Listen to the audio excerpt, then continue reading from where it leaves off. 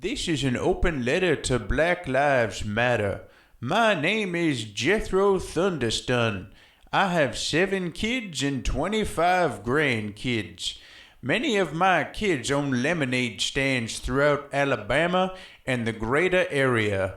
Many of them have been affected by the rioting and looting despite being of a colored nature.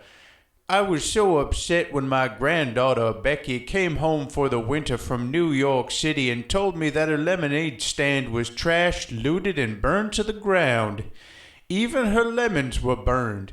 How the heck do you burn lemons? Anyway, I was asking my friend Clem, the local lawman, and he was telling me that the reason for the violence is because of a man named George Floyd dying at the hands of the police in Minneapolis. And my reaction was all like, jumping Jehoshaphat, lumbering lemons, sweet Jesus. Why would they want to watch the world burn over police violence? Now this lawman Clem is very smart and very philosophical in nature, so we started philosophizing. He asked me, now Jethro, you remember the civil rights movement of the 1950s and 60s? I said, sure I do. I served lemonade to everybody for free. Rioters and protesters alike all had lemonade. In fact, some say it was the best part of the civil rights movement, other than the burning and looting. Let me just say that people love to pillage and loot the very stores and businesses that keep society going. Stores were looted and burned even if the owner was black. I never did understand racially motivated violence, let alone black on black violence. People were so eager to burn it all to the ground. Where do you get your lemonade from? Where do you get your groceries, your furniture, your basic necessities for living life?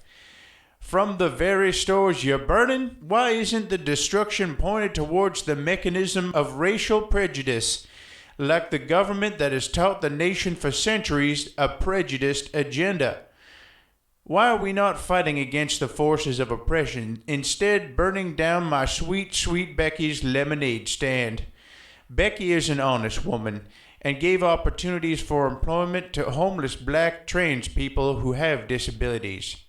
Now all those people are homeless again and can't get a cold glass of sweet, sweet lemonade.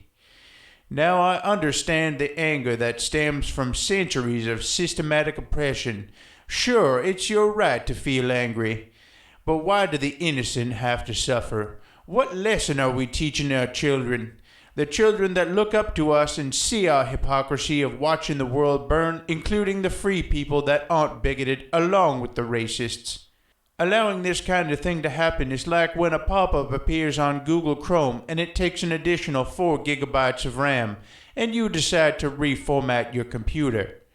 But instead of deleting everything on the drive, you leave the operating system as it is. The riots and looting end and it's like a natural disaster hit the city.